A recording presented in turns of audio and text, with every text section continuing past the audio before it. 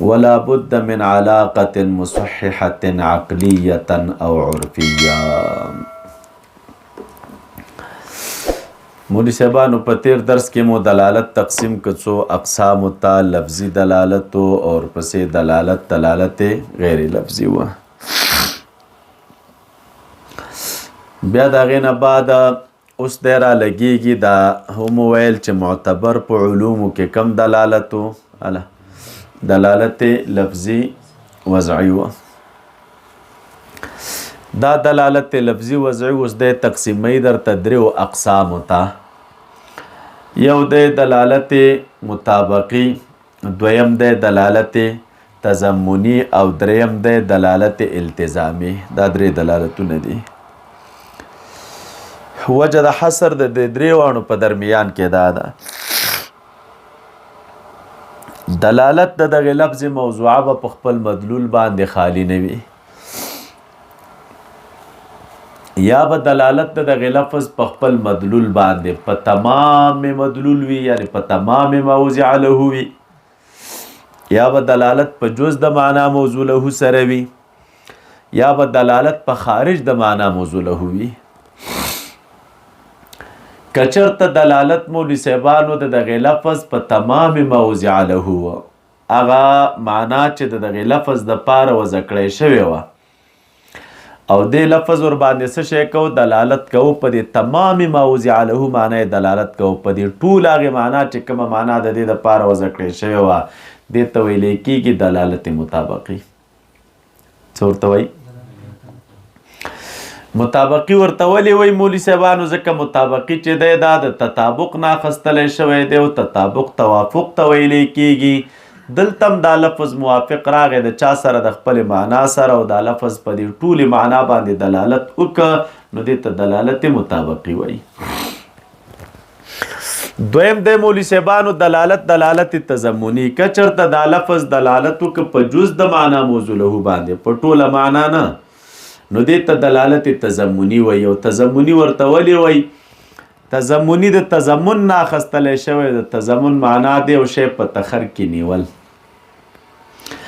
نو دلته هم دا دلالت د دغه لفظ په جز د معنا موضوع له دی په تمام معنا موضوع له نه دی ځکه ورته څه شی وایي دلالت تضمني وایي.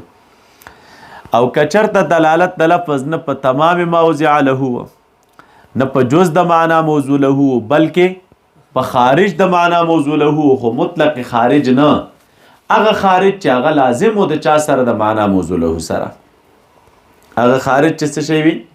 لازم وي د معنا موضوع له سره نو دې ته ویلی کېږي دلالت التزامي. کوم دلالت ورته وایي؟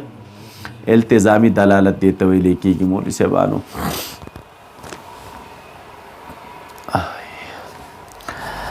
مثال د اول لکه دلالت د انسان دا واخله په حیوان او ناطق باندې.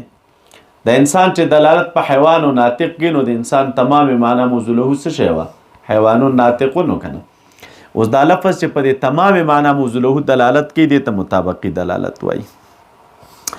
او که دلالت د لفظ په جز د معنا موضوع له لکه مثال دلالت د انسان تنها یوازې په حیوان یا دلالت د انسان یوازې په ناطق باندې نو دې ته کوم دلالت وایي؟ دلالت تضمني. او که چېرته دلالت د لفظ په خارج د معنا موضوع له نو هغې ته دلالت التزامي وایي لکه دلالت د انسان په قابل العلم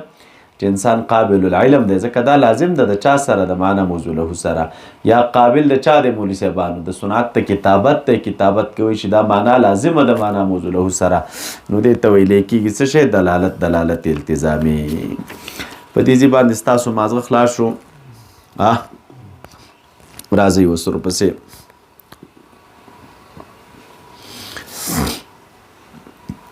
یا لکه مثلا دلالت انسان په ضاحک باندې راواخله نو شارح وی ماتن فدلالت اللفظ دلالت د لفظ علی تمام ما وضع له په تمام ما وضع له باندې خو مطابقتونه څه شی ده؟ دا دلالت مطابقي دی. دیزی کې که څوک شبه وکړي او درته وایي چې ماتن ویلې چې دلالت د لفظ په تمام موضع له هلکه چې تمام ویلې دا د تمام په ځای باندې جمیع ولې نه ویلی؟ تمام چې ویل نو د تمام په ځای باندې جميع ولې نه ویل فدلالة اللفظ على جميع ما وضع له.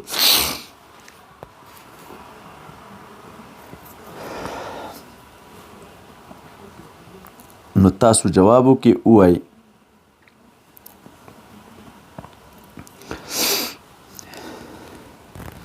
چې جمع استعمالیږي مولوي صاحبانو په مرکباتو کې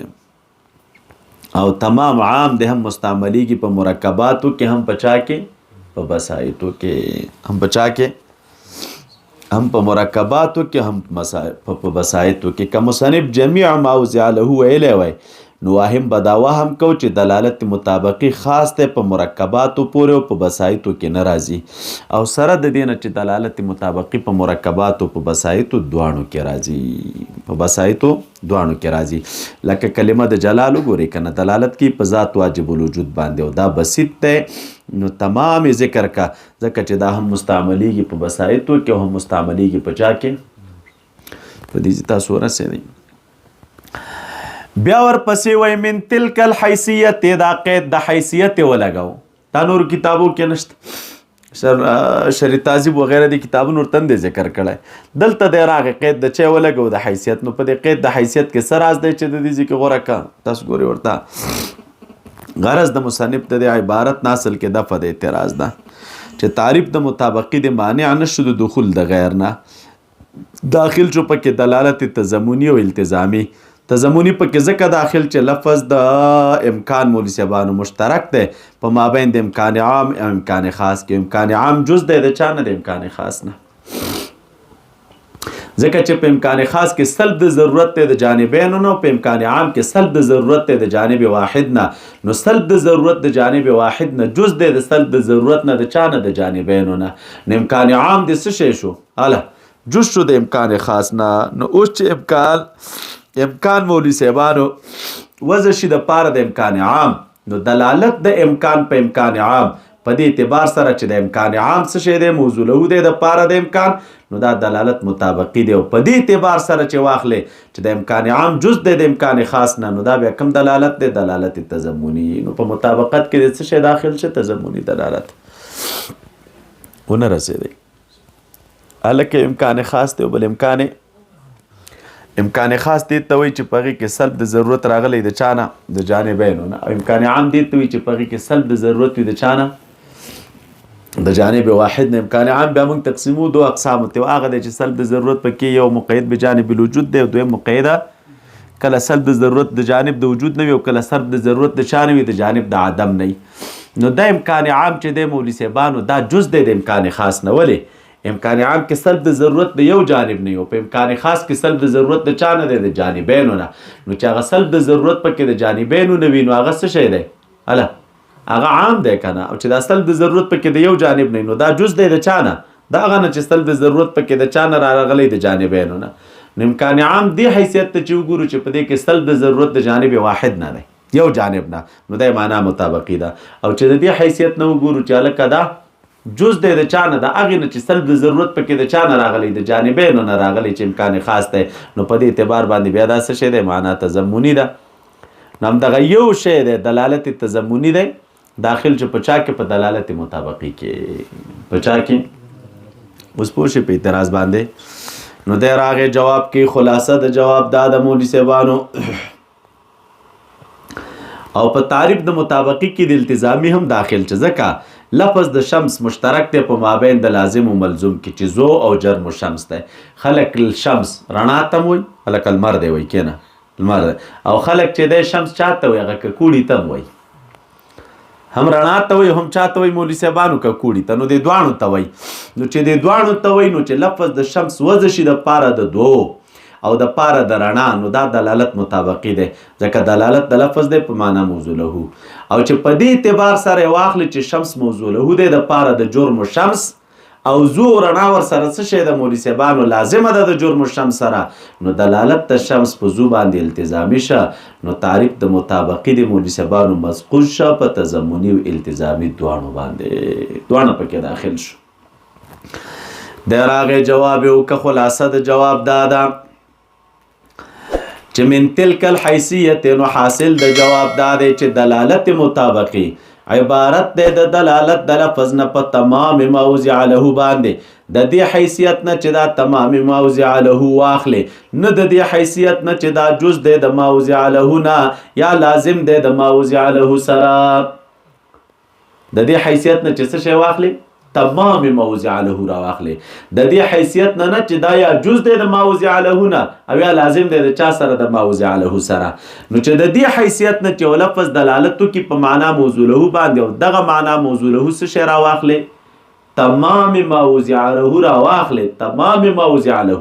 او نه جز را واخلې او نه لازم را واخلې نو هم تنه تضمنی وته هم تنه څه شی وته التزامي وته دا قید دغه قید پیدا ده د تمام وضع له من حيز الحیثیت وعلى جزئه او دلالت په جز د معنا موضوع له باندې مولوی صاحبانو تضمن دا دلالت تضمنی ده دي کې هم قید د من تلک الحیثیت معتبر دی ولی ځکه اعتراض واردېږي دلالت تضمنی د معنی نشو دخول د غیر نه داخل شو پکې مولوی صاحبانو مطابقي او التزامي مطابقي پکې څنګه داخل شه ځکه لفظ د امکان مشترک دی په مابین د امکان عام او امکان خاص کې چې کله امکان خاص ذکر شي او مراد تن امکان عام شنو دا دلالت د امکان په امکان عام باندې دا دلالت کوم دلالت دی تضمنی ځکه چې امکان عام جز د امکان خاص نه لکه اوس مو ویلې او بیا مولوی صاحبانو په دې اعتبار سره چې واخلې چې د امکان عام موضوع له د پاره د امکان نو بیا دا دلالت مطابقي ده نو تعریف د تضمنی د منقوش په مطابقي باندې مطابقي پکې داخل شي مصنف رحمت الله علیه راغی ویل من تلک الحیثیت چې د حیثیت د جزئیت نه د دې حیثیت نه چې دا تمام ما وضع له ده حیثیت ته چانه د جزئیت نه د دې حیثیت نه چې دا څه شی ده تمام ما وضع له ده وعلى جزئه تضمن وهو لازم لها في المركبات او دا لازم دی دغه سره پچا کې په مرکباتو کې دا خبره چې وکړه چې وهو لازم لها في المركبات غرض د مصنف د عبارت نه بیان د نسبت د نصب 40 په مابین د دلالت تضمنی او دلالت مطابقی کې هغه د مولوی صاحبانو چې دلالت تضمنی لازم دی د چا سره د مطابقی سره په مرکباتو کې حاصل ده چې په مابین د مطابقی او تضمنی کې نسبت عموم خصوص مطلق ده مطابقی عام مطلق ده او تضمنی اخص مطلق ده د جانب د خاص نه صادقی قضیه موجبه کلیه او د جانب د عام نه صادقی مولوی صاحبانو قضیتين یو موجبه جزئیه او بل سالبه جزئیه هر چې صدق د موجبه کلیه ده د جانب د خاص نه لکه کل ما کان فيه تضمن کان فيه مطابقتنا کوم شي کې چې تضمن وینو پغې کې به مطابقت هم وي کوم ځکه چې تضمنی دلالت وینو التبس شي وي مطابقت دلالت به هم وي هر چې صدق د موجبه جزئیه د جانب د عام نه لکه بعض ما کان فيه مطابقت کان فيه تضمننا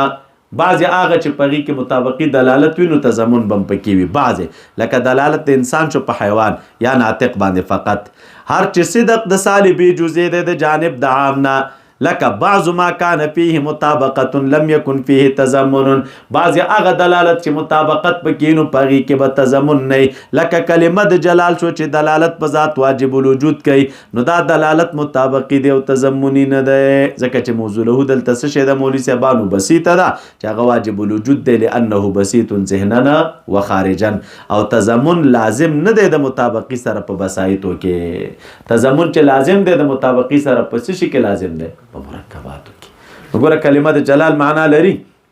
خو معنا کومه معنا ده بسيطه مطابقي شته او تضمنی نو دا سیده چې هم مطابقي هم به تضمنی وي او دا سی به مولوی صاحبانو مطابقي به می او دا سی به چې مطابقي به او تضمنی به چې چرته مطابقي وي الته تضمنی چې چرته تضمنی وي الته مطابقي خامخای کله به داسې وشي مولوی صاحبانو چې مطابقي به وي او تضمنی به وي کله به وي مطابقي به وي او تضمنی به نو دا دلالت تضمنی چې لازم دی د چا سره د دلالت مطابقي سره نو دا په چا کې لازم دی دا په مرکباتو کې چې لفظ دی معنی مرکبي اوس کې لفظ دی چې هغه معنا بسيطه لري لکه کلمه د جلال نو مطابقي خوشتا خو لیکن دلته څه شی نشته دی تضمن ځکه جز نشته دی او د رب العالمین په باب تاسو ویل مخکې تیرو لانه بسيط ذهننا وخارجنا